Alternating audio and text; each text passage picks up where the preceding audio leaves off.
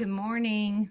I'm on here a few minutes early, like I think 8 minutes early. I normally go on live right at 7 o'clock, but I got on here a little early. Um, so if you're catching the replay, hashtag replay, and we'll wait a few minutes for everyone to get on.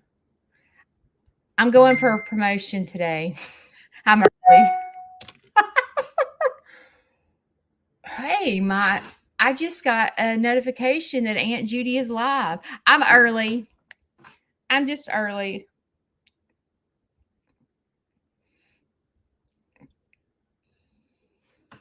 How are y'all this morning?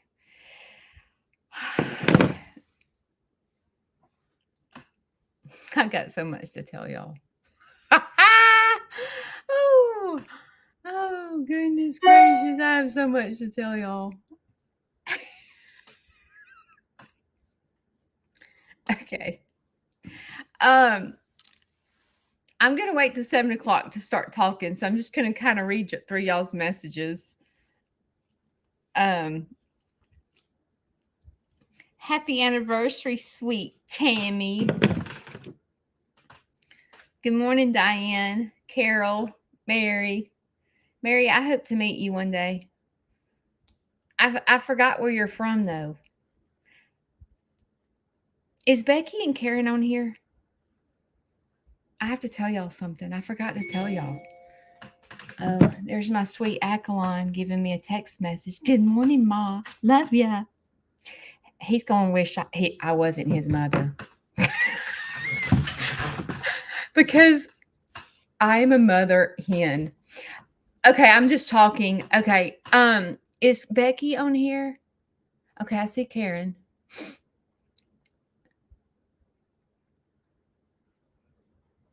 Becky's not on here yet.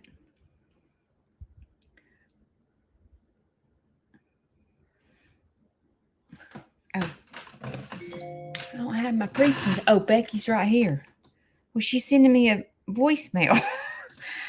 Can I listen to it in front of y'all, or is this rated X? Good morning, Judy. This is Becky. Just wanting to tell you to have a great Monday. A happy eclipse. And remember two things as your day goes on. God loves you, and so do I. Have a blessed day, sweetheart. Bye, baby. That's how sweet these followers are. You know what I'm saying? I don't even think she's on here. She's sending me this sweet message.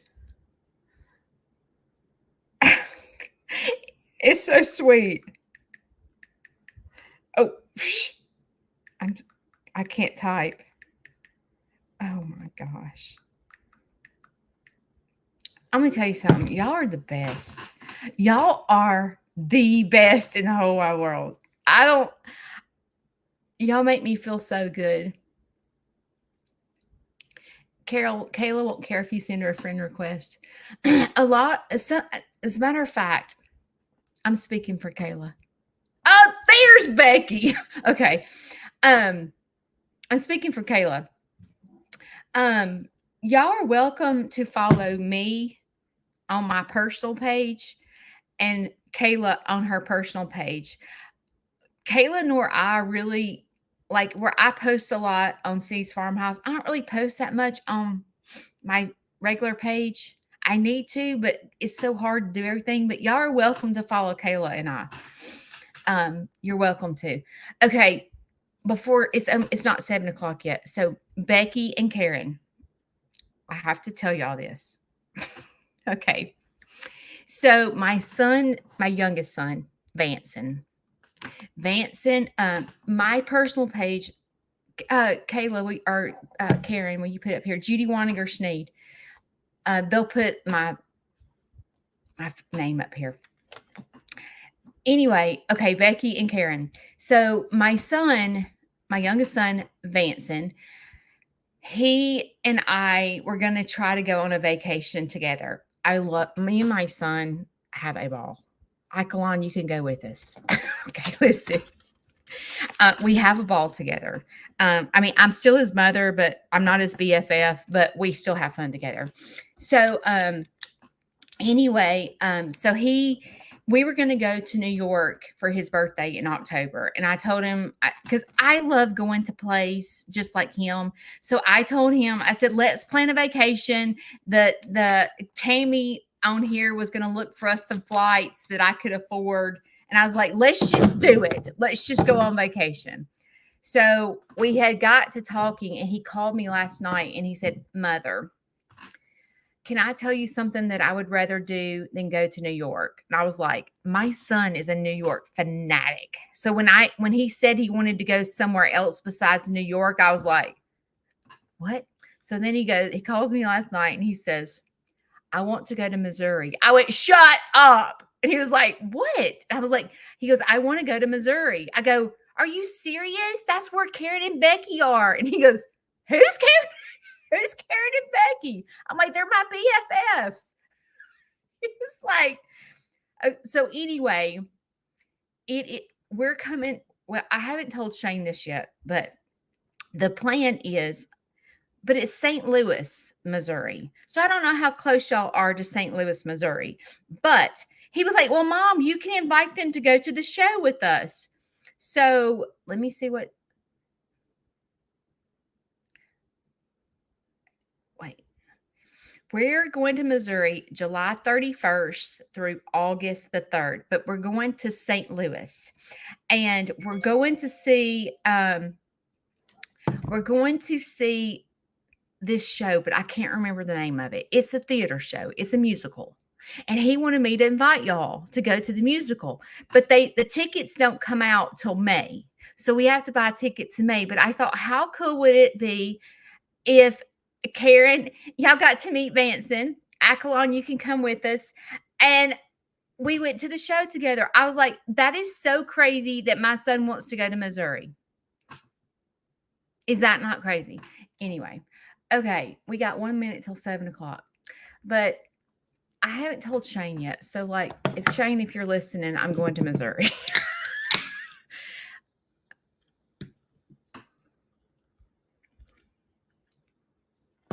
Oh, Karen is the one that's near Missouri? Jane, your birthday. Well, Jane, you want to fly in to go to Missouri with us?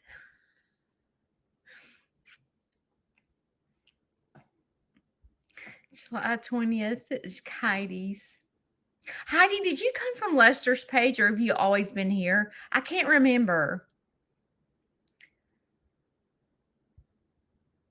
Wouldn't that be fun? Y'all would love my son. He is.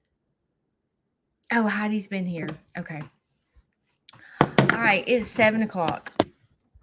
Okay. I have to tell y'all this. I've said this before, but when I hit the live button, majority of the time, I have no idea what I'm about to talk about. It just comes out of my mouth. So, I need to title my lives, because sometimes people want to go back and re-listen to, like, if I'm talking about trauma or something like this, and they want to tell their friends, and then my lives are not titled, so they can't tell their friend how to go watch the trauma. I'm gonna get better about that. I'm gonna get better, because Karen is thumbnail queen. Her thumbnails are so good.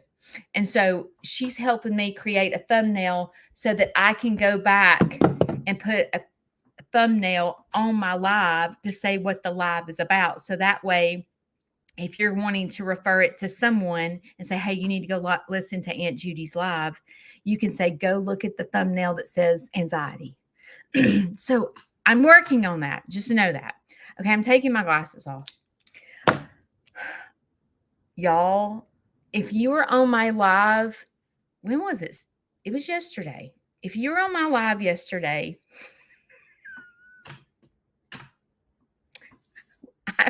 in case you weren't on my live, let me tell you what happened. Okay. There is a comedian here in Alabama that has a farm.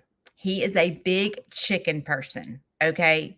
So, like, me and him could totally be BFFs. Okay. Like, and actually, I talked with the girl in 2021. It's been that long. A friend of mine messaged me. I didn't know who he was at the time. And in 2021, my friend Bonnie, that I used to work with, said, Judy, you have got to meet Darren Knight.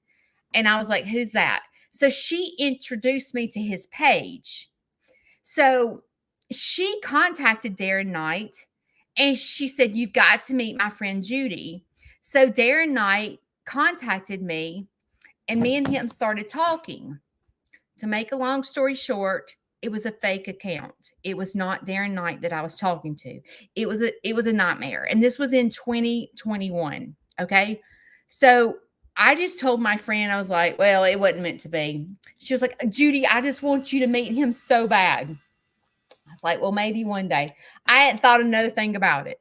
Never thought another thing about it since 2021. Well, when I rescued the peacocks, Darren Knight had put that he was looking for a couple of peahens for his peacocks.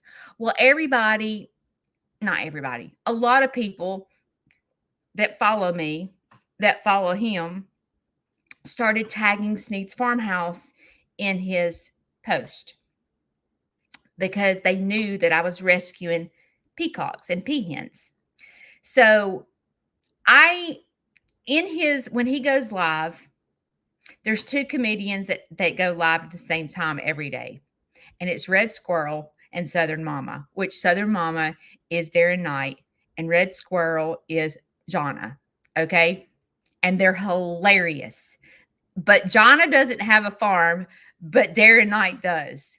So anyway, so basically, I started following Red Squirrel's page and she immediately started following my page. And I was like, oh, that's crazy. She started following me. So I sent her an email and I just said, hey, I'm Judy, because I couldn't figure out how to get in touch with Darren. So I said, hey, I'm Judy with Sneed's Farmhouse. I'm the one that everyone's tagging in the post about the peahens. You can have Darren Knight contact me if this is something that he's interested in. I do have a couple of people that are getting the peacocks and peahens, but I do have a couple of extra peahens. So she never messaged me back. So I was like, okay, well, I'm going on with my life, right? So like, whatever. So yesterday I was live and y'all know this on YouTube, I was vertical. So when you go live like this, people that do not subscribe to your page see you. When you go live like this, only your subscribers see you. Something new that YouTube is doing. So sometimes when you see me like this, there's a lot of scammers and bots in there because I'm this way. But when I'm this way, like I am this morning, we don't get the crazies. But in order for me to grow and get people to know who I am, I have to go live like that some. Anyway, so I was live like this, and Darren Knight pops into my live, and I begin to start talking to him, and I tell him the story. Then I told him that we had the same farrier, and he said, I'll call the farrier and have them give you my number or something like that. And I was like, oh, this is a daggum scam. Freaking scammer. I was so mad. So if you have not watched my live from yesterday, you can go back and watch it to see what I'm talking about. But we talked for probably 15 minutes, me and Darren on my live. And I was thinking it was him the whole time. And then all of a sudden I was like, this is daggum scammer again. I am so sick of Darren Knight's name. Like, it's nothing but a scammer. And the reason is because he has like 3.3 million followers, right? So people recreate his name and pretend like they're him to get followers. So I started getting I got on my live. And when I realized he was a scammer, I was like, this sucks. And I felt really kind of sad. I was sad because I can't believe that people do this. Like, people are mean. So I began to change the subject and I started talking about my birthday.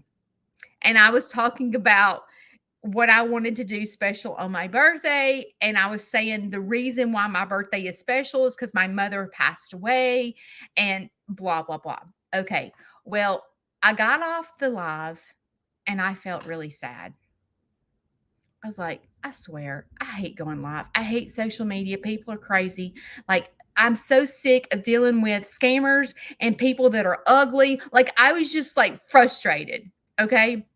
Well, I get off the phone and Jonna, Red Squirrel, messaged me and said, Judy, that is really Darren Knight.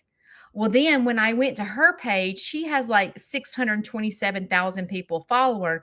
And I start thinking she's a scammer. Okay. I'm so paranoid now.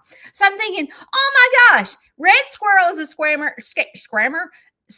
and so is Darren Knight. And they're trying to take over my page because a lot of farms that I follow, big farms, have gotten their page taken over by scammers. So I'm very cautious. I don't click on links.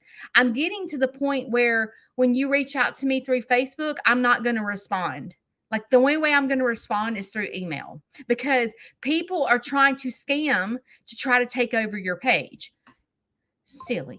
Anyway, so she says, Judy, it's real. I'm thinking she's a scammer. And then she gives me her phone number. And I was like, okay, if she's a scammer, I'm going to know Red Squirrel's Jonna's voice. Like, I'm going to know her because I watched them. I'm like, I'll know if she's real or not. Well, I get her on the phone and she's real. I was laughing so hard. She's like, damn, Judy. Like, she's real funny because she says, like, she's just funny. So she's like, God damn it. She was like, Darren is screaming into the computer that he's a real person. And she said he was about to put his real phone number out there because he was so frustrated that you were thinking he was a scammer. And I'm like, I just have to be careful, you know? So needless to say, Darren called me and we talked for about, I don't know, 20, 30 minutes on the telephone. And listen, him and I, when I tell you we could so be BFF because he is Judy made over, he will drive hours for a chicken just like me. Like he's going to go rescue an animal just like me. When an animal is on this farm, it's there to stay. Like he's so me. He treats his animals just like me. Well, he he was laughing at me. I was like, he probably hates my guts because I thought he was a scammer. But he understands, you know, because he goes through the same crap. And so he has invited Kayla. Okay, Kayla, you don't know this.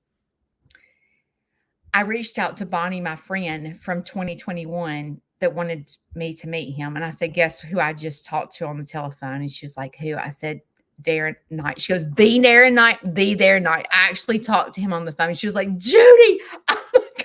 She was so excited for me. But she told me, Darren said to me, I forgot the right words he used, but he said something like, I want to cater to y'all. Or maybe that wasn't the word. He said something like that. I thought he meant like bring in food to have, because he said he wanted to have a dinner with us. And so I was thinking he meant cater. No, he's a daggum cook. He meant him cook dinner for Kayla and I. I thought he meant like cater it in, but no, he's a cook and I didn't realize it. So he's invited Kayla and I to come over to his plantation and see his farm and just chicken talk because me and him could sit there for hours and chicken talk. And so he is going to he's going to meet Kayla and I.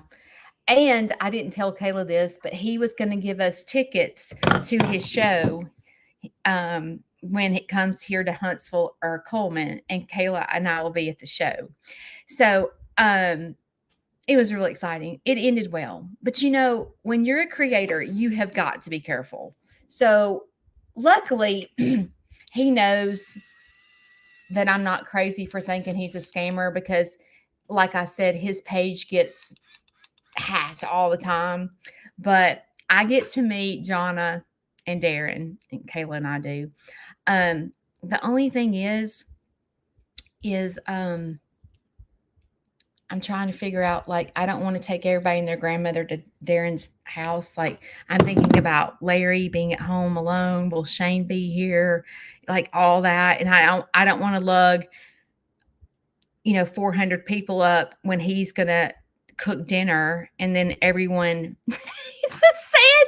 Like everyone, it's just I got to figure everything out. So I told him that I would get with Kayla this week and try to figure out maybe coordinating a weekend for us to go see his plantation.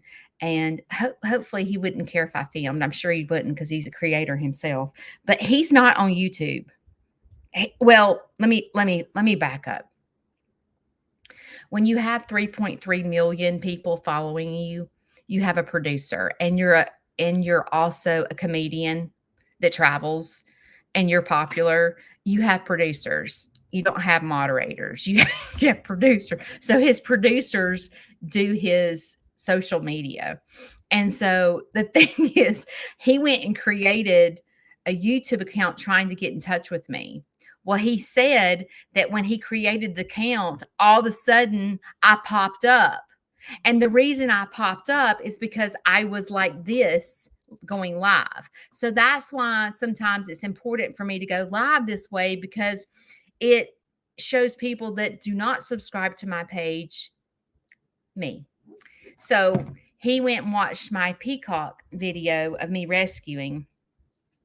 So anyway, I got sad for no reason, but I wasn't sad about not meeting him. I was just sad that because I thought the person was a scammer, and I thought there are just terrible people in this world. And then this morning, I get this sweet message from Akalon and Becky, and I'm like, there are such good people in this world. They're so kind to me. So, like, you know how your brain is all over the place? Like 1 minute you're like, there's nothing but trashy people in this world. They're nothing but a train wreck. And then something sweet happens, and you're like, wow, this is such a good world we live in. They're such nice people. So recognize when your brain is like that, when it's all over the place, because you have to remember the good, because there is a lot of good people in this world. Anyway, okay, I have to put my glasses on because I was going to talk to you guys about something, but I can't remember what I was going to talk about. Hang on, let me get this out before I burn my hair.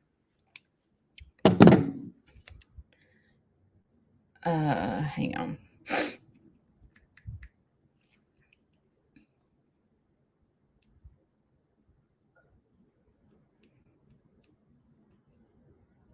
Well, dang, I kind of talked about it in the last live. See, I write down stuff that I want to talk about, and then I end up talking about it another time. Anyway, I'll tell you what I was going to talk about. I feel like with Sneed's Farmhouse, there's so much crap that I need to do. It is not even funny. I feel like Shane went and bought the poles for our hay barn, and we need it now. And then I'm sitting here thinking about the education center. I'm like, I'm so sick of talking about the education center. I'm ready for it to happen now. Like, I'm over waiting, because it's been a waiting game, because Shane had to build his shop, and then he had to move everything over from his shop, and we still got to clear everything out. Then we've got to put in insulation. Then we got to put in the air conditioning, the heating unit, whatever you call it. There's so much to be done, and it costs money, right? And as human beings, I talked about this in my last live, but I'm going to emphasize on it a little bit again. I am a now person. I get an idea and I do it now. I don't get an idea and plan. I get an idea and do it now. Is exactly how Sneed's Farmhouse started. After I started getting the animals and everything, I was like, I think I'll start a Facebook page so I can post a gazillion pictures and keep them, and I did it now. And then, like, I think I'll do tours. I did it now. I immediately, like, I don't sit and think about it. Like, I'm an immediate person. And I, I know this sounds crazy, but it, in the past, in the past, yes, I'm a trigger. In the past, that has not worked for me. Okay. I've gotten myself in a lot of trouble from being a trigger. Okay. Like when I was in the workforce and I rush things, I would get in trouble. Like I would find myself not being productive because I'm a now person. Like, like I could come in here and go, I think I'm going to get new countertops. And then I'm like, okay, let me figure out how much it's going to cost. And I sit here and go, I'll do this and this will happen. Like I'm a now person. I figure it out. I'm a figure out person, I guess I should say. Like if there's something that I want, I'll figure it out. Like I don't sit and go, can I afford this? I'm like, yes, I can afford it and I'll figure out later. That has got me in trouble. Like financially, when you're that kind of person, you can get burned by that because you didn't think it through. You know what I'm saying? I don't know why, but like ever since I started my own business, being a trigger, it works for me. And I think it's because I am my own boss. I don't have people really under me. I fly by the seat of my pants and it works for me. Me being myself and being hyper, like I'm a hyper person. Y'all know that. But I can also not be hyper, but like hyper in the work field does not work for me. Like when I'm hyper and I was in sales, um, if you're talking fast in a sales meeting and you're like the person thinks you're crazy, right? They're not listening to you because you just have to be like a sale doesn't happen quick, like a sale that I was in. Oh shoot. Oh wait. Um, when you sell data to hospitals, that is not a quick sale. That was not good for me. I needed it. I needed to walk in the door, sell them, and walk out. When you sell data to hospitals, it takes months for them to, they have to go to the board and I have to go and do a presentation and I have to show them the app, like what I talked about with the contractions. Like it's a long process. A hospital doesn't just pull the trigger quick. I hated it. I literally hated it. I need the kind of job where I can pull the trigger fast. And so many times in life, we want to pull the trigger fast. Sometimes it works for us, sometimes it doesn't. And I'm very thankful that I'm in a position where it works for me. But I'm smart enough to know, like, I don't just pull the trigger without, like, I wouldn't just go buy an animal by the seat of my pants without thinking about it. I don't pull a trigger that way. But like for example, when schools call and they're like, let's go back to let me back up a minute. In June, I am going, I think it's 8 or 9 libraries I'm going to in June. And I just pulled the trigger. Like instead of me going, maybe that's not a good idea to go to 8 libraries in June. I'm like, I'll do it. Yeah, I'll do it. I just like I can't say no because in my head I'm thinking this is a good opportunity to expose people to what Sneed's Farmhouse is all about and what I'm trying, like me getting in front of parents and kids and teaching about discrimination and so forth. Like this is the perfect opportunity. So like I don't think about it. I just say yes. So then I'm like, and these are not libraries that are necessarily close to me. I'm going to have to travel a ways to get to these libraries. And I and then after I've said yes to everyone, then I'm like, oh God, I've got to get in the car with all these animals, travel an hour or so one way to this library, unload the car, load the car, like what was I thinking? Why did I think that I could do that? And I sit here and have anxiety about it, and then I'm like, I can do this. I do it every time. Like I've done this for several years now, Judy. Like it's okay.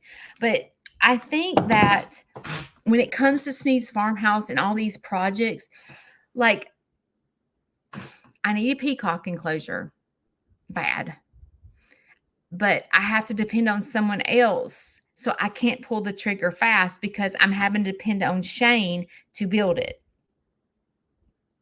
So I could get all the material, which I've been thinking about, to build the peacock enclosure. Then we're doing the hay barn and the education center, and there's a lot of expense involved in doing this. And I would love to tell you that me and Shane have got a wonderful grant that's going to pay for, like, let's just say an air conditioning or insulation or whatever for our education center, but we don't. Grants don't come easily. I will tell you that. So like there's a lot of expense. So like I feel like I need it now. You know what I'm saying? And so many times as human beings, I don't know if y'all are like me. Are y'all a planner? Are y'all a trigger? I would just like to know. But is it you're a trigger in certain situations? Like, you know, I gave the example of being a trigger with weight loss. Like, I need it now, or recovery. Like, if you're trying to get over trauma, okay? If you're trying to get over something that happened to you when you were young and you're trying to get over trauma, you're like, okay, I'm going to put the work in for a week and I need it to be resolved in a week. and then what happens is when the trauma creeps back up, you're like, okay, obviously I'm not over this because here it is again. And then you work a week and then you're like, okay, I'm over it again. I'm doing better. I'm doing better. I'm over this trauma or whatever you're dealing with. And then you want it over in a week and you do better in a week. And then it creeps back up and you're like, I am so over this. But I think as human beings, we want it now. We want it now. And I am guilty of it. And things can't happen when I think I'm stumbling today. Am I even making sense? I think I need to slow down and take a breath. I think what I'm saying is, you know, the past couple of mornings I've talked about trauma. And I had a lady message me that my trauma talks have sparked conversation with her and her husband. And that's a good thing, because communicating and talking about your trauma is what's going to get you through trauma. Because if your spouse recognizes your trauma, then they can be more gentle about what they say.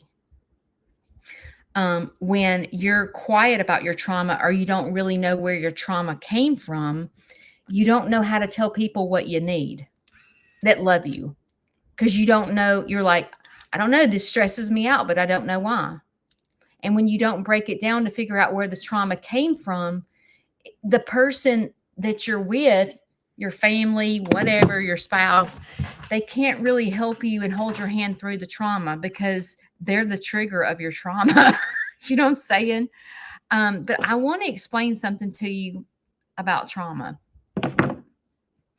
When you start breaking your trauma down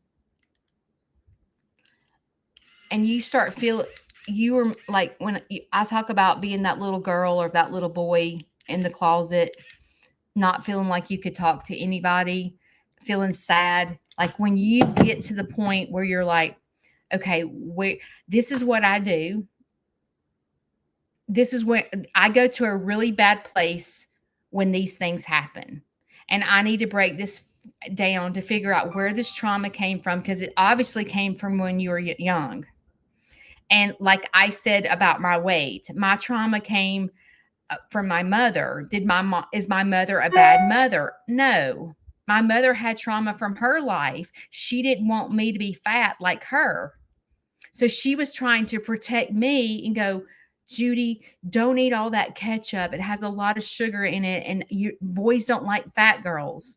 Mom was trying to protect me, just like whatever your trauma is that if it was triggered by your parents, it's important for you to be gentle on them, because you need to go break it down any further and figure out what your parents' trauma was.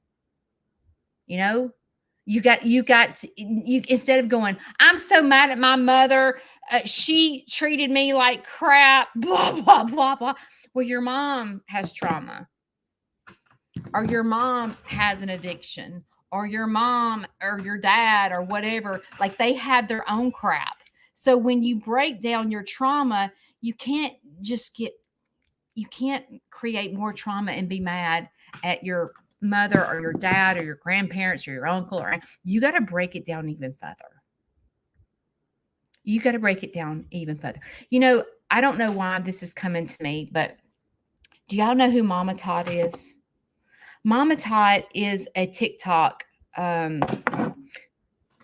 celebrity, I guess you can say, but she's like a well-known creator, and she pretty much is mental health too. She kind of talks like I do a little bit. Well, her son was murdered. Her son was in a bad place. I think it had to do with he had some addiction himself, drug addiction, and he was in a bad place, and the person that he was selling to killed him in the car.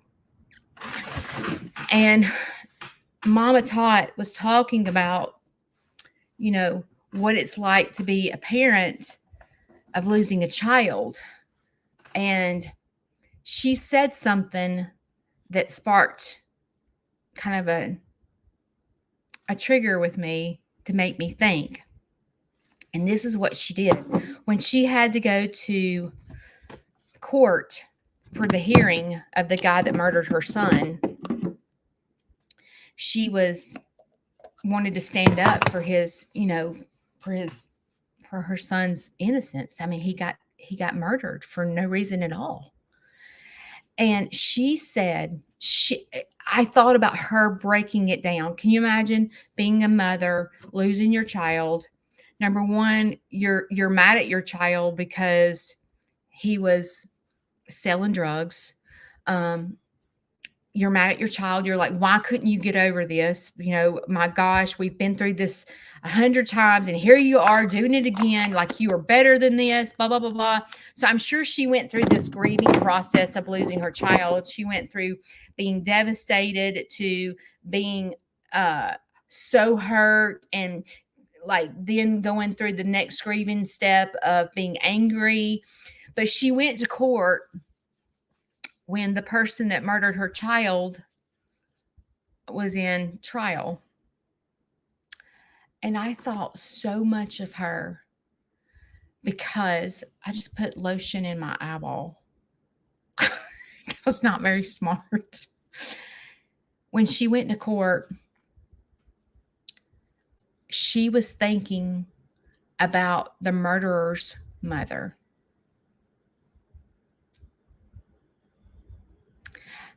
That's how much she broke it down. And she was like, there are two families that have been affected by this murder.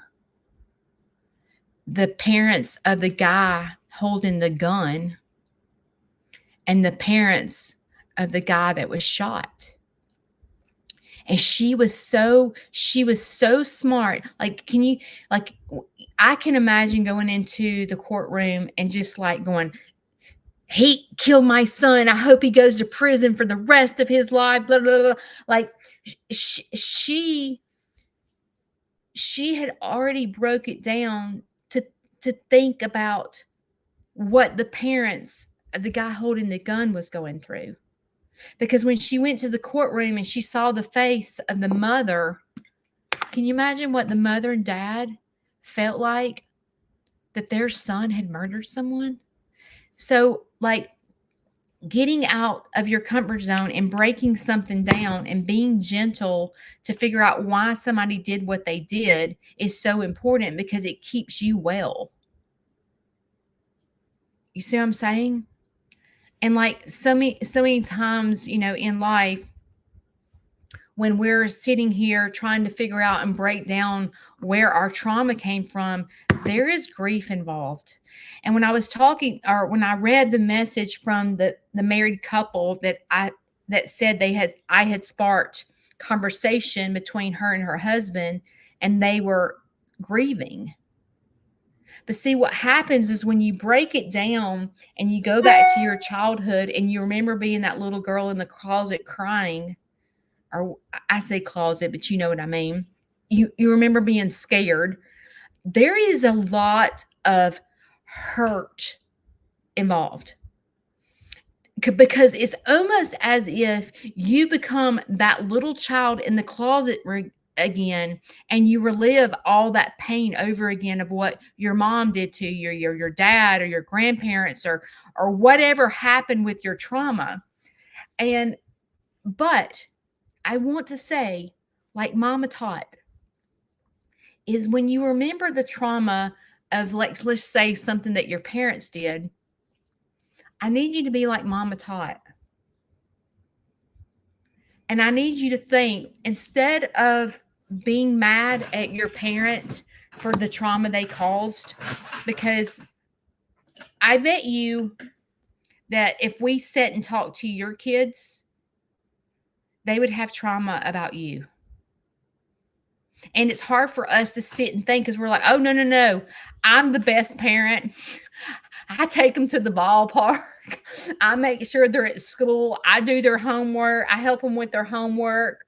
They're in sports. Like, I'm not an alcoholic. I'm not a drug addict. I don't hang out at the bars. Like, I don't do any of that. I don't even say bad words in front of my kids. Like, I don't do anything to cause trauma in my kid's life. I would never do what my mom did to me. Never. I will never do that. But see, what happens is we say that and we protect our kids from the trauma that we had when we were kids. But see, what happens is there's other trauma and we don't realize it as parents. Even your parents, they didn't realize there was so much trauma by what they did to you. And you currently are going, no, I don't cause my kid. I'm the only stability. I'm the only stable person in my child's life. Like, no, but yes, you did. Oh, yes, you do. You're causing your kids some type of trauma. So what I'm trying to say is, trauma is, we all have trauma. And it's not that we have to be like Mama taught and break it all the way down and go, my mother did this to me and I remember. I keep saying mother, but you know what I'm saying. I'm just talking in general. But you have to go, okay, what happened with my mother? Like, what caused my mother to be like this? What trauma did she go through? A bad marriage? Did she go through her parents abusing her? Did her uncle abuse her? Like, what happened to my mom to get her where she is today? Because there's some type of trauma. But I'm going to tell you something. This is where you get in trouble, is when you replace the trauma with something that makes you feel good.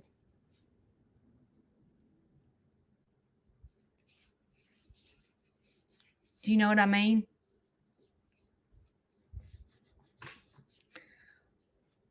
What I'm saying is, When you do not deal with your trauma, addiction's coming right behind it.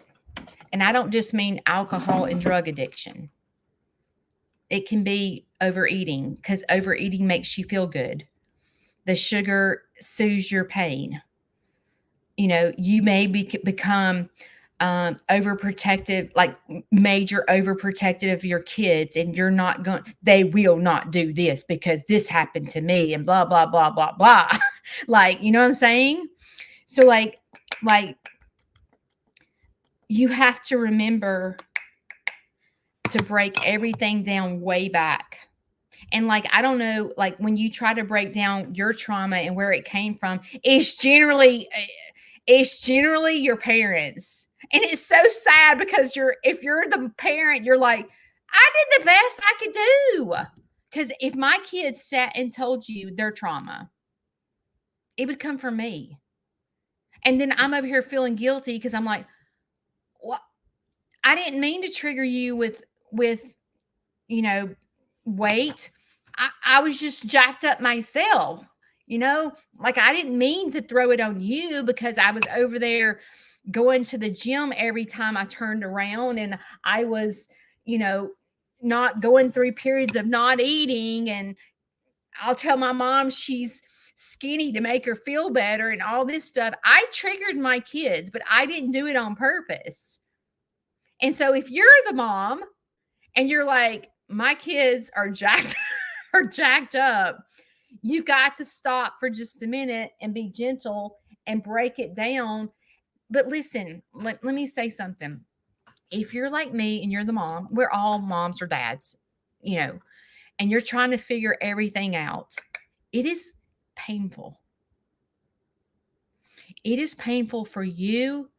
And then if you go to your mom and say, man, you really triggered me as a kid, you caused all this trauma, you're causing a lot of pain. There is a lot of pain involved when you're trying to figure out your problems. It is so hurtful to go back to being that little kid in the closet scared to death to talk or whatever you went through. It is painful. So you have to know that. But I don't want you to be that person that feels that trauma and then points your finger at your parent. I don't want you to be that way, because then what happens is there's trauma, and then you're going through this grieving process where you're pissed off at your parents or your grandparents or whoever that caused the trauma, your ex-husband, whoever. Once you figure out your trauma, you have to get over the pain. You have to get over the sadness. You have to get over like the hate, because you will, once you realize where your trauma came from, you almost are so mad that you feel hate. Like you're so mad at your mom. Like I could sit here and go, man, Jane, that's her name, my mom. Jane jacked me up. Jane so jacked me up. You know, I could be so mad at her, and bless her heart, she's not here to defend herself. But if your mom is alive and you go to her and go, you really, Jane, you jacked me up. Like, you know, but if my kids came to me and went, Judy, you totally jacked me up. You totally jacked me up because, oh, my computer's about to die. Hang on. I got 400 charged phones on here because I'm scared Dee Dee's going to go in labor and then I'm not going to be able to get it on video. So I got 2 phones charging. There it is. Okay. Where was I at? If my kids, I caused my kids trauma. I'm sure I did. I mean, I've been married a few times. Okay. That's got, I know that they were too young to remember me and their dad divorcing. They were 2 and 3 years old. But I'm sure that caused them pain as they got older and their parents weren't together. And then I got remarried and they called my ex-husband dad. That was their dad. He was at everything. And when him and I got a divorce, my kids My kids, I know, were devastated. They lost their dad. That was their dad. And if I set them down right now, I'm sure that there's trauma from that, from decisions I made, because I guess I rushed into the relationship. I don't say I guess, I did. We started dating, and we, I can't remember when we started, but I got married to him pretty quickly. Um, so that's mistakes I made that affected my children. You see what I'm saying? So my kids could be really mad at me right now for the decisions I made. And I'm like, dude, I did the best I could. I was just trying to survive. You have no idea. Until you have children for yourself, you have no clue what you're talking about. Like, I did the very best that I could do. And your parents would probably say this if you went to them and said, Jane, you jacked me up. Your parents are going to go, I did the very best I could do. And you're like, well, your best was not good enough. You were jacked up as a mother. You jacked me up. You know what I'm saying? But we have to be gentle because they had trauma in their life. But your trauma can lead to addiction if you don't bring it to the surface. Your trauma can lead to addiction, and then you're covering it up with alcohol, you're covering it up with drugs, you're covering it up with food, all these negative things. You become addicted to something because something bad makes you feel good, because you've got the trauma that's never been treated. And I will say that I feel like everyone needs counseling. That's just me personally. I feel like counseling changed my life. And it still changes my life, because when trauma triggers, I told you guys 2 weeks ago, I got triggered and I was having a panic attack. I could feel it coming on. I had to pull over on the side of the road. I felt like I could not breathe. And I was like, this is terrible. Like, what the heck? I have not been triggered by trauma in a minute. But I went just straight to a bad place. Had to pull over on the side of the road, breathe for just a second, get home, and I went straight to bed for 3 or 4 hours. Because I was so triggered by my trauma that it felt like it was yesterday. Did y'all get your protein drink? It was bad. And sometimes trauma can trigger you like that out of nowhere. And I mean, you can be like driving down the road having a normal day, and then all of a sudden someone says something to you, you get triggered, and you're like, you feel like you can't freaking breathe. Trauma is terrible. When I tell you it's hard to break up with trauma, it is hard to break up with trauma. But the only way to break up with trauma, I don't think you ever completely break up with trauma. It follows you the rest of your life. The only way to deal with your trauma is to put tools in your pocket, so when the trauma hits you, you know how to deal with it. You have to know where it came from. You've got to break it down, figure out where it came from, and figure out where it came from there. You can't just stop at, okay, well, mom triggered me when she did this. You know, mom triggered my eating disorder because she didn't want me to be fat. Well, she was just trying to protect me. She wasn't trying to trigger me and jack me up the rest of my life. You know what I'm saying? She had no idea what she was doing to me. And I don't think that the trauma of an eating disorder just came from my mother. I think I do believe it came because I was in a uniform all the time. I was the cheerleader, I was the dance, I was the rubbing instructor. You know, like I always had to wear this little skimpy leotard or uniform and show my body off, you know, a little crop top when you're a cheerleader. You had to show your stomachs. You can't have a big fat roll hanging out when you were a cheerleader. So I think that also contributed to my eating disorder and my jacked up way I am about myself. And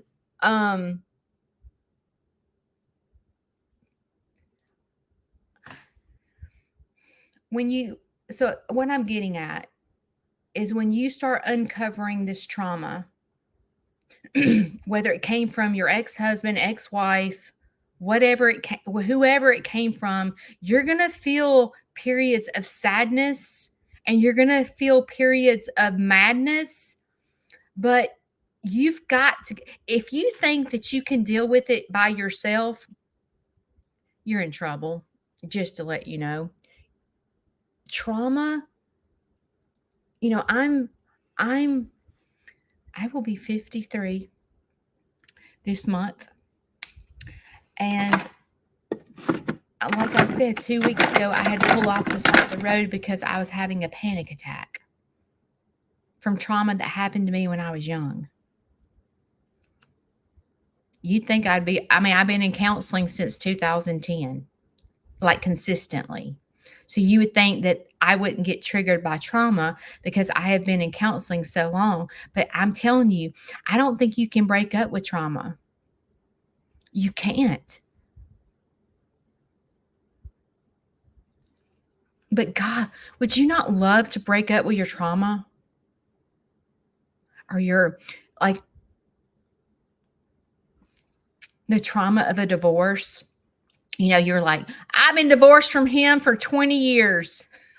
Like, I hate that son of a gun. You know what I'm saying? And you're like, you think that you just hate him and you're over it. But see, hate is trauma. If you hate someone, it is trauma. And you haven't dealt with the trauma. And what happens with me,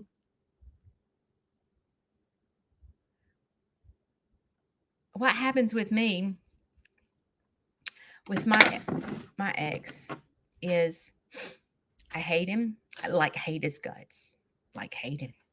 I hate him. It's terrible. Hate is a strong word. But I literally was to the point where I was like, I hate his guts. I hate him. I hate the way he parents my children. He's a disappointment to me, period. A total disappointment to me. And then I go to counseling and I start letting go of the hate. And then that son of a gun comes right back and I hate him all over again. And I have to start all over. It is terrible. It is terrible. And it's like constant. But when it comes to my children, I am a mama bear. I am a mama bear. You start talking about my child, I will flip my lid. Like this sweet little Judy that tries to make a difference in people's life will flip. If you say one word about, like, let's just say my youngest son, okay? If you say one word about his lifestyle and are judging, I will flip my lid. I will flip it. And I think a lot of all parents are like that. We can bash our children, but if somebody else's bashes our children, we come mama bear coming out. Like we can say our kid's a train wreck, but if you say our kid's a train wreck, totally different ball game. Total different ball game. So just know that if you are trying to figure out your trauma and I have caused a train wreck in your life, that is normal. Trying to go back to your trauma of a child that triggers you to this day, like my fear of being homeless was trauma from a child. And it was basically from not something my mom or dad did. It was from my living conditions, I think. I told you I was very poor when I was young. And I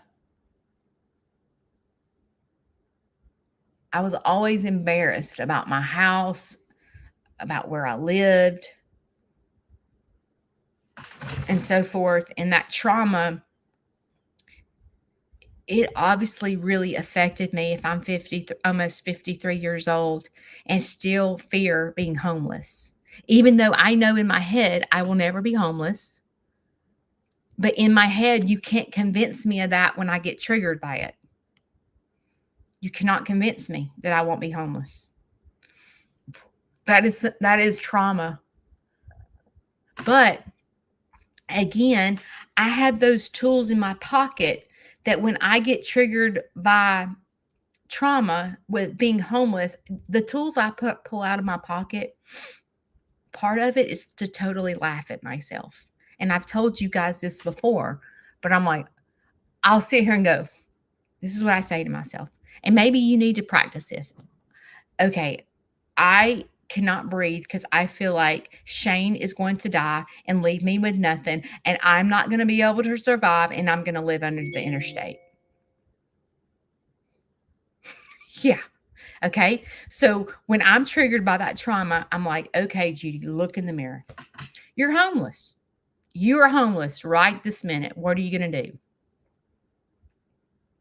And I will walk through, okay, I am homeless. All right. What can I do for exercise? Okay, well, I can start an aerobic class for the homeless. I could. Like, I'm pretty knowledgeable in fitness. I could start, like, for the people that are sick, I could, like, start an exercise class to help them get well. And I will sit here and laugh my head off at myself because, like, I'll sit there and go, okay, you're homeless. Now what? What are you going to do? Where are you going to go get your box? And I will find myself laughing at myself for my trauma because I'm like, oh my Lord, I can see myself, heading off the committee to go find boxes for us to live in or to do a fundraiser for us to get blankets. Like, I can see me being head of the homeless. I can. And I will say this, because my trauma is that I feel like I need to reach out to that community. Like, I need like, sometimes I wonder what causes people to get homeless. And the first thing that goes through my mind is drugs. Drugs. Like, I think about my brother. Speaking of my brother, he's been in jail for 2.5 months now. So that's a good thing because he's sitting there maybe getting sober. I don't know, but he's been in jail for 2.5 months. But at least he's off the streets. But you sit here and think about what causes someone to be homeless. And I promise you, it's probably not because of what I fear of Shane's going to die and I'm going to be left with nothing. And I'm going to have to sell Leroy. And I'm going to have to be taking care of Larry. What am I going to do? Where am I going to live? All those fears that overwhelm me is so silly, but it is a true fear. Your fears are valid. Your fears came from some kind of trauma. And again, as we've talked about trauma the past couple of times I've been live, it's important for you to do two things. Figure out what tools that need to go in your pocket to pull out to treat that trauma when you're in the middle of it. Again, things I do is go, okay, you're homeless. What are you going to do? You're literally homeless. And I sit there and try to figure it out. And then I have to go, man, it sucked when I was a kid. I have to go back to that place and go, God bless. I must have been like really triggered by where I lived. I mean, really triggered as a child to be 53 and still fear the same thing. Like, you have to put those tools in your pocket. Number one is awareness. Awareness of when you feel the trauma and feel the anxiety and feel the stress come on, the first tool that comes out of your pocket is awareness. Where the crap did this come from? This fear that I'm fearing right now, where did it come from? Then you go back to a bad place where you're going to be bawling your eyes out because you remember being the kid in this house with gopher rats this big in your kitchen. and you remember the pain and the embarrassment and the humiliation that you felt when people would come to your house and there would be a gopher rat in your kitchen this big. Disgusting. Disgusting. Okay. And it brings me to really pain the fact that I felt of the embarrassment of my friends coming over and all the things that happened. Like it's hurtful. But then you've got, once you get to the trauma to figure out like the awareness, pulling the awareness out, you got to pull the next thing out of your pocket is dealing with it. What do you do to deal with it? Sometimes when you're in the middle of trauma, I tell you to go clean out a closet to distract yourself. But I think when it comes to trauma, you need to deal with it. You don't need to distract. You got to figure out where it came from and go, wow, this really hurts. Allow yourself to set the timer for 10 minutes to cry because you're the little girl in the closet that's crying of embarrassment for people coming in your house. Allow yourself some grieving. That was a really bad time in my life. It's really bad. And why did I live like that? My mom was poor. My dad left when I was young. He just up and left my mother. My mom didn't work. We were poor, And so like I go back to that trauma and I break it down and go, why did dad leave? Why did he leave my mother? Why did he leave us behind? Like, why did he do the things that he did? My dad was in addiction. My dad was an alcoholic. He was sick himself. So then once I realized my dad was an alcoholic and I understand alcoholism and I understand the pain that an alcoholic goes through, I can be gentle to my dad and go, my dad was sick. The good thing is my dad died well. My dad was able, the last year of his life, he didn't drink at all. It was sad that it was only the last year of his life that I saw that, but that's what I saw. So I learned to hold on to those good things. At least he died not being an alcoholic. But alcoholism ruled his life. And there was a time when it was drug addiction when I was young. So like when I go back and do my trauma and break it down and see that my dad had pain, that he had trauma in his life. My dad grew up very poor and he had trauma in his life. Instead of treating his trauma and breaking it down, he went to alcohol. That's what he did. He covered it up with alcohol. And that's why I'm trying to tell you is if you do not deal with your trauma, you're going to cover it up with something. And it's something usually toxic. Because when you're not breaking down your reasoning of why you have this trauma, you're going to cover it up with something. You're going to replace the trauma with something that makes you feel good. You are. Whether it's rushing into a relationship with a man because the man makes you feel good, or alcohol, drugs, pornography, overeating, all those bad things. You're going to replace it with that if you don't deal with your trauma. But understand, when you deal with your trauma, you're going to feel so much pain. It is normal. But be gentle about your trauma and your parents' trauma, because your parents may not be here for you to talk about your trauma with them, like my mother. And I could be very mad at my mom for hounding me about being skinny. I could go, she freaking jacked me up. But she wasn't doing it on purpose. I had to be gentle with her and realize she didn't want my life to be like hers. She didn't have boyfriends in high school. No one liked her because she was fat. And the last thing she wanted was for me to be feeling the same things that she felt in high school. She was trying to go, Judy, you don't need to be fat. Boys don't like you. She was trying to protect me, but instead it caused me trauma. So I had to be gentle with her. So when you're going through breaking all this down, if you start feeling pain, reach out for help, okay? Because it is very painful to figure out where your trauma came from. It's painful. So reach out to counselors, preacher, friend, somebody that's going to point you in the right direction.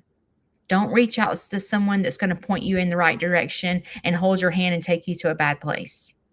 Surround yourself with people that are going to lift you up and point you in the right direction. Because then you're going to find yourself in more trauma.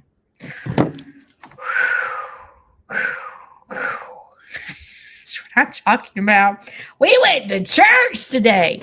Guys, I care about you. I love you. I hope that what I say doesn't cause you too much pain, but I will tell you that the pain that you're feeling, figuring out your trauma, is going to bring you to healness. Healness will bring you, no, that's not right. Will bring you to healing. That's the word. It will bring you to healing, and it's going to bring you to happiness. Replacing it with something bad is going to bring you nothing but destruction. It is going to replacing it with something negative is going to lead you to being sick and trauma. The goal of our lives is to be healed, to be happy, to know where our happiness comes from. Where does our happiness come from? It doesn't come from your spouse. It doesn't come from yourself. It comes from above. And how you have to get that is to break everything down and figure out where it came from. Sneed's Farmhouse was not started by Judy. I think God put this in my life to heal myself and other people. It's His goodness that's all in my farm. It's His words that come out of my mouth to try to tell you how I got to where I am today. And together we can build an army of teaching people to dance. We can, because I feel like happiness and a smile is contagious. It's contagious. You know, Dr. Phil is somebody that I really look up to. I really wanted to get on his show. But oftentimes he says, like, I don't know, let's say Andale calls me and says all this negative things about her husband. Let's just say. She doesn't do that, but let's just say. And what if I said, how's that working out for you? You know, Dr. Phil used to say that all the time. Well, how's that working out for you? Okay, treating your trauma with something negative, I'm going to be like Dr. Phil. How's that working out for you? Replacing it with drugs and alcohol or overeating or whatever you're replacing your trauma with. How's that working out for you? How's that working out for you? It ain't. So you got to think like that. You got to tell yourself that. When you go to that bad place and you try to replace your trauma with something negative, you need to look in the mirror and go, hey, Judy, how's that working out for you? It ain't. It ain't working out for me at all. So replace it with something positive. Things that you can do, books, motivation books, podcast. Look up trauma on podcasts and listen to it. You know, like if you can't afford a counselor, there's other things you can do. If you want to be well, you'll figure it out. All right, guys, today is Monday. Yeah, Monday. I went out there and checked on Dee Dee. Let me show you this real quick. Let's see if I can do it. Oh, I didn't realize what time it was. Hang on. Oh, let me see.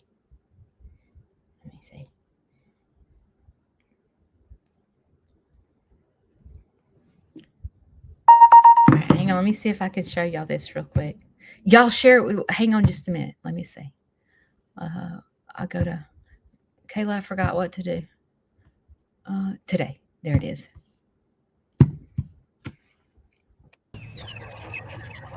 That was this morning. My goodness, we need some milk. So It's not all the way full today, so I don't know if it'll be today, but I do believe it'll be this week. But I would love it if it was on the eclipse. Would you not? All right, guys. Today you have two choices. You can sit it out or you can dance. And I hope you dance. I will see y'all Wednesday, and I don't know what we'll be talking about. I would love if you guys would email me.